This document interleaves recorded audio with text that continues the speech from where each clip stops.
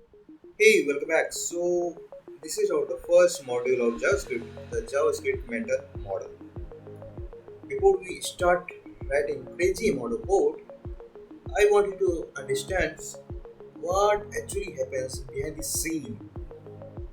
In this module, we will cover what is JavaScript, then browser versus Node.js, the same JavaScript but different playground. After that, we have JavaScript Engine, the guy who actually runs our code. Then we have runtime environment. Then we will see how JavaScript executes the code, what happens after we hit that famous run button. And finally, we'll build our first JavaScript mental model so JavaScript does not feel like magic anymore. So grab your tea, coffee or beer, anything whatever you like, and let's understand what really happens under the hood.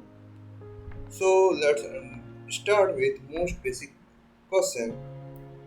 What is JavaScript?